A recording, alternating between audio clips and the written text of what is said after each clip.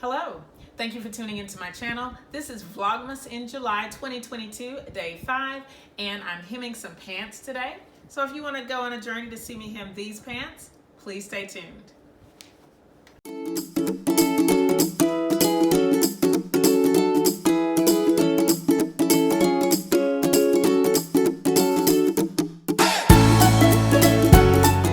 I am excited to share this process with you. To be honest, I'm a little bit nervous because I've never hemmed pants the way that I'm going to do it today.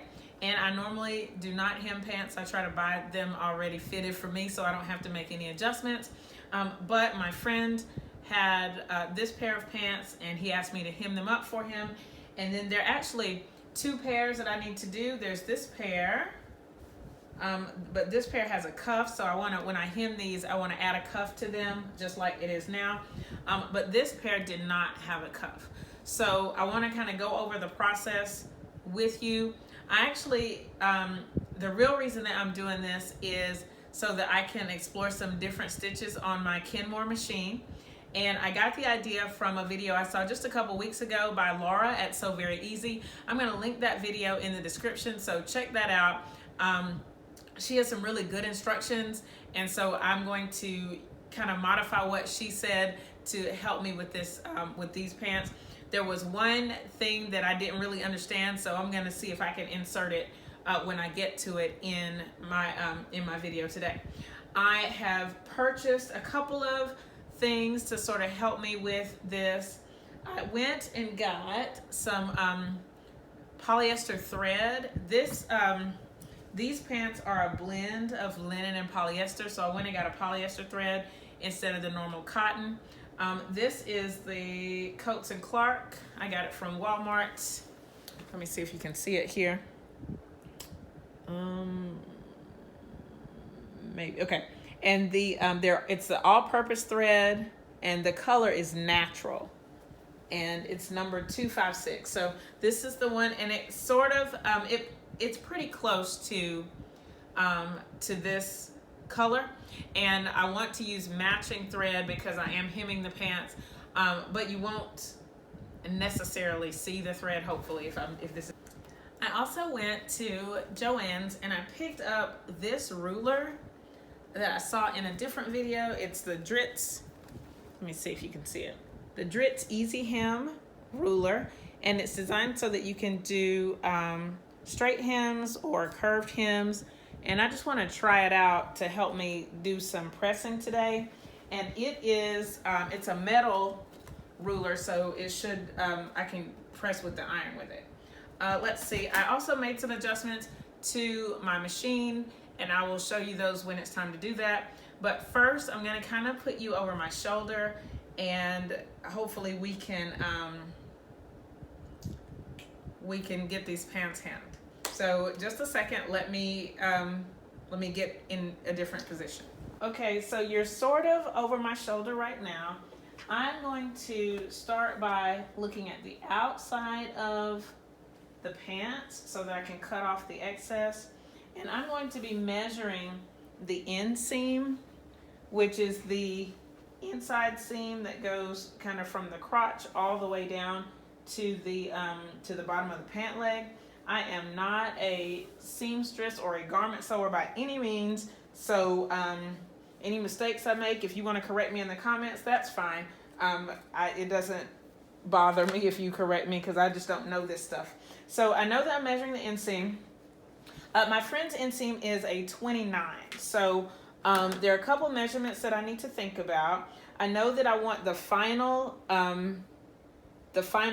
height or the final length of these pants to be, the inseam to be 29 inches, but I need to think about the part that I'm going to turn under, which is the actual hem. And so on these pants, I've already taken out the existing hem, and I just need to think about how much I want to turn under in the new hem. So this one is about 1.5 inches, and I want to keep that same measurement. So since my inseam is 29, I'm going to add another 1.5 inches. So I know I need to add 30 inches, or no, So the total is going to be 30 and a half. 29 plus 1 1/2. And I'm taking my tape measure and I'm stretching it out to the 30 and a half mark here. It would be really awesome if I had another hand to help me hold it. And I'm going to use this water-soluble pen or pencil to mark this. Actually, I'm going to move it over.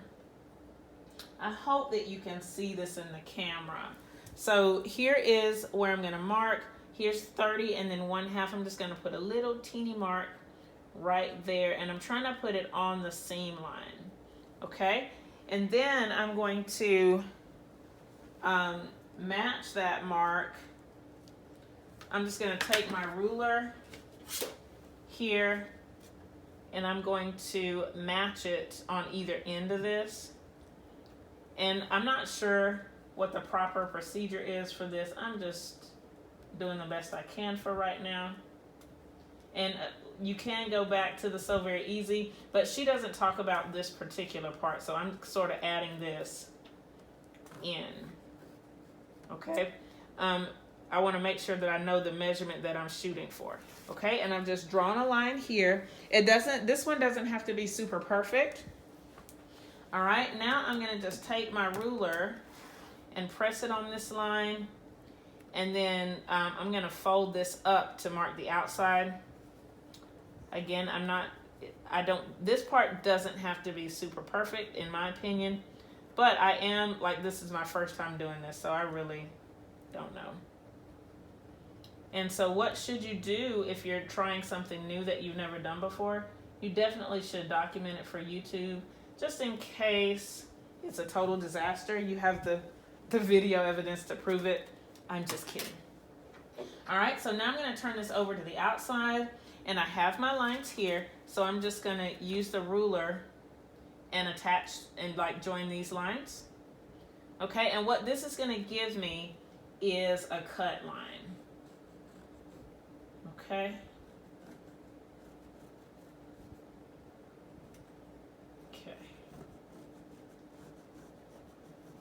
All right, so now, well, actually, I'm going to put the ends together and kind of see it. It doesn't matter here. I don't think it matters if they match here, but hopefully they're pretty close. So, let's see, let's make them tight. Let's see. I'm not sure that they match, but I'm also not sure. To me, it doesn't matter yet. Okay, it's going to matter in a minute, but it doesn't matter yet. This part I don't think matters, so I'm going to, okay, so here we go. What I'm going to do is I'm going to take my gingers here, which I just had, and I'm going to cut all the way around on this blue line. I'm not going to cut it straight across. I'm actually going to I'm just going to cut a little hole here and then put the scissors inside and cut. Okay? So you can see that whole thing. I'm just cutting on the line as close as possible.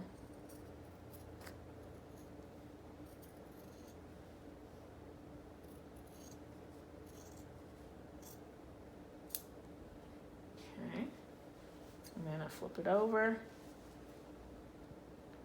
Okay. And same thing.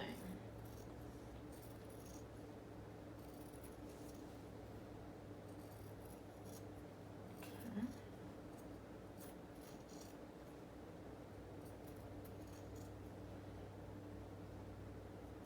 And what I have now are some good bits of scrap fabric that I can practice for my my other stitches. So let's see. Oh, it does match. Okay. All right. So they do match pretty good. So yay me. All right. And now I'm going to cut this other side, and then I will meet you at the sewing machine. Now that we're at the machine, let me show you some of the things that I've done to get the machine ready. I already told you that I got my polyester thread in here. I changed out the needle. I actually swapped out for an 8011 needle instead of my normal 9014. I lifted the table a little bit. Normally my sewing machine is sunk down into the table, but maybe you can see right here that it's all flush because I needed to release the free arm for the pants. Okay, so this is normally what's on here. I took it off so that I could have a place to pull the pants around as it stitches. So that's really cool. Now I get to play with a new stitch. Well, it's actually not a new stitch. It's actually just a zigzag stitch, but I'm using it to finish the edge of my pants here. And so I'm gonna finish this raw edge with a zigzag stitch. And in my, what's cool is that, let me see if you can see it. My Kenmore machine, it's, you know, this is really old. You can tell that it's vintage. I wish I knew what year my machine was, but I don't know it. It may be in here somewhere. I just haven't looked really hard. But it says model 1947 zigzag sewing machine. And what I like about it is in these old manuals, they actually tell you a whole bunch of stuff, like they tell you how to actually sew. So you can learn how to sew by reading one of these books that has all kinds of tips here. But what I really like about it is there are lots of different settings for the different types of stitches. And what they do is they tell you the type of stitch, and then it tells you right here how to set your machine, and then it gives you a little bit of a clue here with the pictures. So I'm going to use the zigzag stitch to do a little overcasting here, and it explains what overcasting is, and then there are some pictures of it. Let me see if you can see that. Yeah, so there's some pictures of it here. This top picture is what I'm gonna do with the raw edge, but then this bottom picture is with the raw edge folded under. Okay, and so it tells me how to set up the machine here using these three. I'm not sure if you can see these on the camera, but the three knobs here on my right, and then exactly how to do it. So what I've already done is I've played with the settings here because it says I can set the stitch length control to any number and the width to any number, 1 to 4. So I've already played with that. I've played with my tension so that I'm happy with it. And all I want to do, I use this part as my little sample, the part that I cut off the pants. And so let me show you, hopefully you can see it. I actually did a great job matching thread. So I'm not sure if you're gonna be able to see it, but all the overcast stitch is that zigzag, and you want it to cover the edge. I think this is where I got it the best. So it just hits the edge of that, of the fabric. So that's what I'm gonna do. I'm gonna go ahead and practice this overcast stitch. And now that I'm doing this, I'm starting to get a little bit concerned about my, about this blue here. It says it's water soluble. I wonder if I just spray it with water, if it'll do its thing. I don't think I'm gonna stress about it right now, but I'm a little bit concerned about it. Hopefully after I'm done, I'll spray it with some water and see if it comes out. Okay, so what I'm gonna do here is I'm gonna put this on the free arm of the machine, and then I'm just gonna kind of set it. Let me see if I can zoom you in a little bit more. Okay, so that it just goes, it just hits the edge of my of these pant leg. So here we go. I'm just gonna do my, the thread came out. So let's fix that.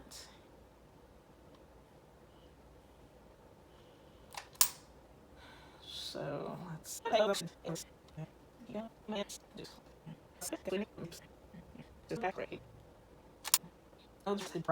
now I'm going to take a couple stitches just to make sure I can get it at the edge, and it's not quite at the edge yet.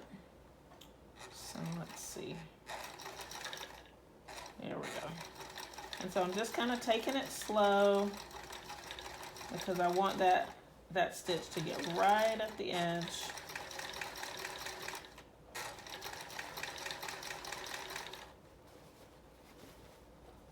Okay. And again, this is an overcast stitch to finish off this raw edge.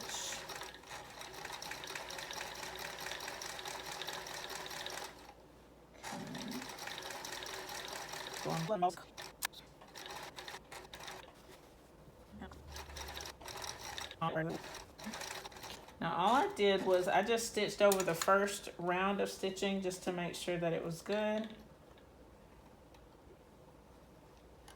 Okay. I'm not 100% sure on this, but let's look at it together and see. Okay. All right, and that's where that blue is, but let's look at the rest of it. It still looks like it's gonna fray. I'm a little bit nervous about that. But it's not stretched out or anything, so you can see it there. I'm not sure what to do. Actually, I think what I'm going to do is go back and add a straight stitch next to it. But first I'm gonna do the other side too. So I'm gonna go ahead and do the other one, and then I will put a straight stitch on top of both of those, and hopefully that will even it out. We'll see. All right, so I will I'll do this one off camera and then add that straight stitch and see how we like it. All right, so now it's time to apply the I'm going to use this easy hem to kind of mark everything. Let me grab some pins. I have the pants inside out and I have the inseam here. What I'm going to do is fold up the hem up to the 1.5 inch mark here. So I'm going to fold it up on this side to this 1.5 inch mark, and the goal is to pin it there and then hopefully have that be our 29 inch inseam. So I'm gonna fold it here, and I think that this will be great for pressing, but I'm just not gonna press with it right now, and I'm really not sure what I'm gonna do here at this point as far as keeping it still, because I don't want to press it yet. So what should I do? I really don't know. Here, I'll just see if I can fold the whole thing up. And let me look at the directions, see what the directions say. According to the directions, this is for pressing. So move gauge along hemline and keep pressing. But I don't want to, I'm nervous to press it because I want to make sure that I have my 29 inch inseam before I press. So I'm just going to kind of use this in my own way for now. So that is about the 1.5 inches. And then I want to measure with my tape measure to see if this is 29. If it's not, then I'm just going to adjust the amount that I have to, okay, so let's see. That's the 29. Okay, so I'm going to go ahead and I'm going to put a pin here at the 29. And I'm going to pin it down at the bottom so that I can go back and I can add a basting stitch here. And I really don't know what to do, honestly, from this point. I think I'm just gonna measure. Let me see how close this is. And now that I have this ruler, I don't want to use it for this because I feel like it's because it's actually 1 5/8 inches, which is fine. And so if I go through and I do the whole thing at 1 5/8 inches, okay, and then just pin here. Okay, is that right? I don't know. And then I'm just gonna keep measuring here 1 inch and 5/8. So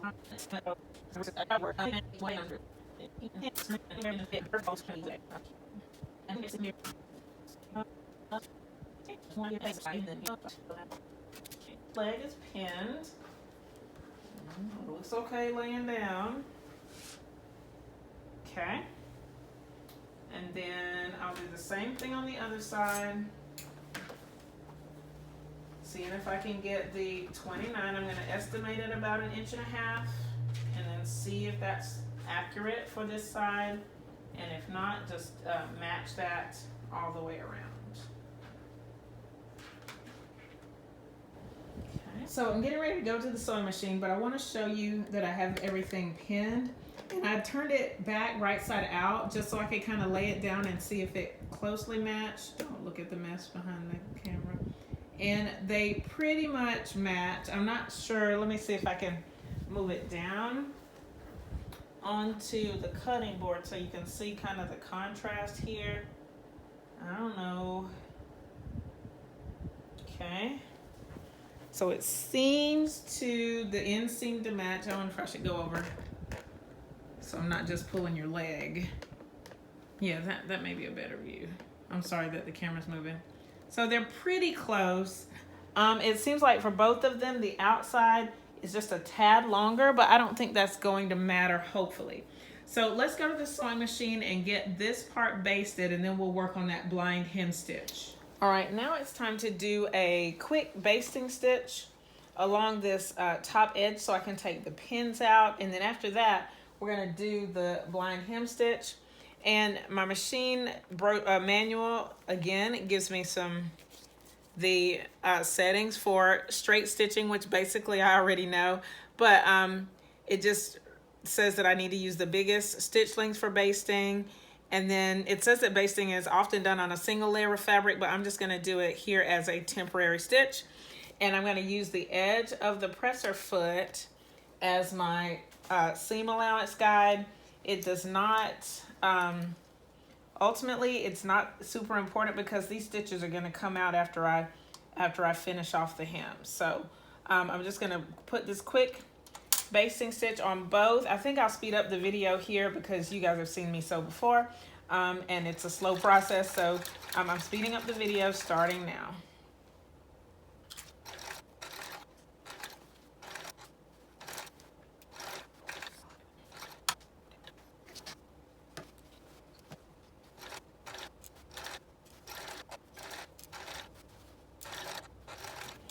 I'm going to show you where I am right now because the struggle is real, and I thought that this would be a little bit easier than it is, but it's okay. So I'm going to work on, I'm doing the blind hem stitch, and this is a stitch on my machine, and it tells you how to do it. It has the settings here. Let me make sure you can see that. Yeah, it has the settings here, how to set up your machine, everything. And so I've done the steps, I think, and that's not the one I finished. So I basted this one, and I'll show you my basting stitches on this side because I wanted to practice it and see. Let me see, can you see the basting right here? Yeah. I wanted to practice it and see how it worked before I actually did it on camera. So I tried it with this side, and what it's supposed to do is give you the look of the hand tack stitches on the outside. So I've done it. I did it twice. The first time I took too big of a bite, and this is what I have right now. Let me show you up close. It's not great, and so I'm not really sure how to, well, I have one idea about how to fix it, and the answer I think is here. Can you see those? So here's the stitch. It's like, wait, let me see. Where can you see it? You see it there? I don't know. So it's like 3 straight stitches and then a zigzag into the fold of the fabric. So 3 straight stitches, zigzag, and so on. And what you're supposed to do is with the straight stitches, let me show you. You turn the hem so that it's inside the pant leg, and then you stitch along this little outside edge, the finished edge that we made earlier. And so it zigzag, it straight stitches on there, and then it does a little bite into the into this side, or into the fold. And then when you pull it out, what you see, instead of all of those fancy, all the stitches that you did, you just see the tacks. And so you can kind of see it, but I think that my stitches are too small and too short. So I'm gonna increase the stitch length and the stitch width this next go around. And so you can come with me here. I really am not sure how to do it. I'm just nervous about it because I've done this one twice and I can tell it needs to be redone because it's just not, the outside's not great. So I want to go one more time, but before I do that, I'm going to pin the hem down at the bottom, and just so I can kind of hold it there so it doesn't move too much on me, because I already pulled the basting stitches out. So for this one, the basting is still there, but I'm gonna fold this here, and I am increasing my stitch length to like 9, and I increase the width to like 3. Okay, so let me, I really don't want to practice this again because I feel like I've practiced it to death, but let's just see what it looks like. Okay. So that's what we're gonna go with. I'm just nervous about it. And if it doesn't work, that's okay. I'm just gonna keep trying until I get it. And if that means that I don't get these pants hemmed tonight, that's okay. All right, so now I'm gonna, what I've done is, let me show you here. Can you see this? Yeah.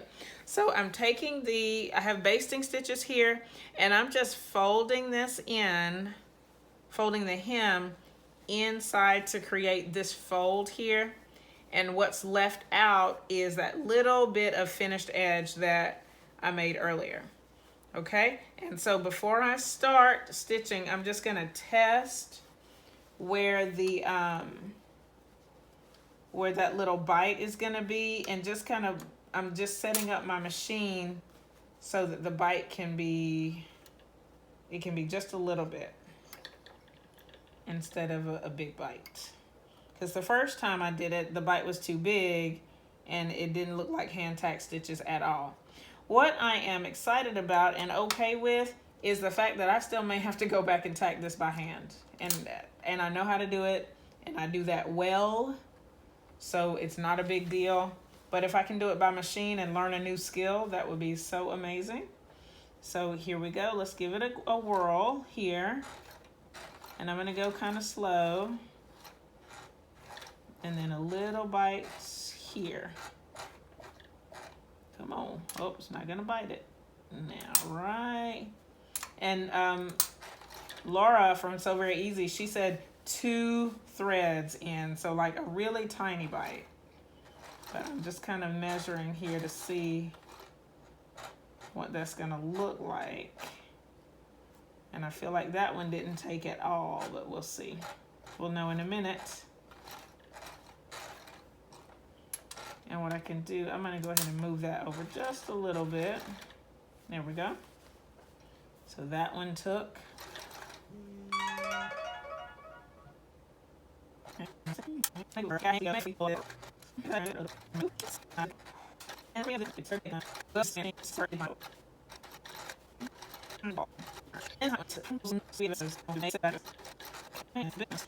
Alrighty, let's see how we did. And this is a semi-live reveal on camera, just to see what it looks like. And oh, that one is so much better. Maybe I just needed somebody watching me to do it. And so, well, let me double check and make sure. because what you want, I think what I want is not to be able to see the stitches, but I'm not sure that they all took. So, but unfortunately, I won't know until after I take these basting stitches out. So let's, I don't know. I don't think there's a way to know until I take the basting stitches out. I'm going to take these out, and what's good is that on the other ones that I did, the basting stitches kind of got in the way. So I'm confident that this one's going to look better. I mean, it already does. So let me take the basting stitches out, speeding it up here.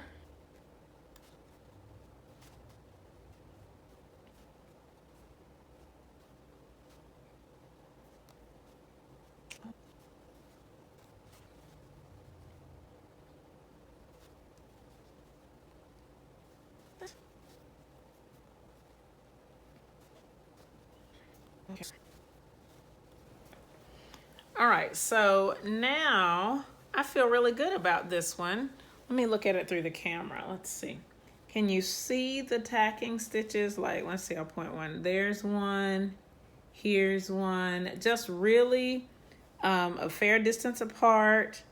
Unlike these, where it's pretty obvious where they are. But I bet, I'm willing to bet that pressing this out would make a world of difference. I'm pretty sure that if I pressed it, it would be okay. But, like, that's a pretty big difference. So, I have to decide. Actually, I think what I'm going to do is pull these stitches out one more time and give it a go with the settings at what I just did for this one. And I think it's going to be just perfect. So, I'll do that, and then I'll show you the finished pants after I've given them a nice press. I'm so happy that I tried something new today.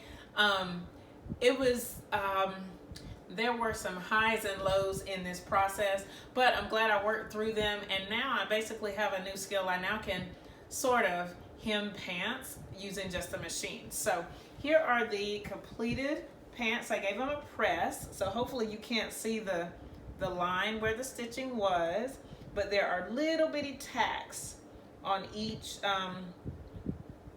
one of these seams. I did have, and I'm gonna think about if I want to soak the bottom of these pants because I use that water-soluble pencil. So I'm thinking about if I want to soak them and let some of that blue come out. So it is, on this one, it's not as obvious, I don't think. Maybe you can see it on the camera, but on the other leg, there's some pretty big spots. So I don't think it would take a lot of soaking. I just have to decide if I want to do that. And I don't have to go back and tack by hand. I may, after I soak them and just see what's left, there may be a little bit that I need to tack by hand, but the pants are now done. I am tired, but I'm still glad that I got to do it today. If you have any questions, I hope I can answer them, or suggestions for next time I try hemming pants, because I do have another white pair to hem very soon. Leave them in the comments. Let me know what you think. If you have any questions about what you've seen in this video, leave it in the comments below. Thumbs up this video, share it with your friends, and subscribe if you haven't already. Thanks again for tuning in to Vlogmas in July 2022. I'll see you tomorrow. Bye!